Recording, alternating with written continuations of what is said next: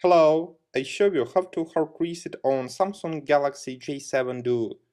Turn off the phone.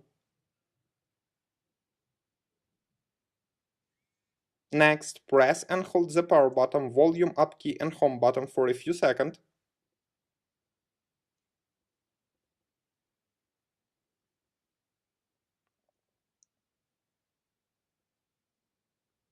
Use volume key and power button to select factory reset. Then choose yes. Finally click the power button. Your device will now restart.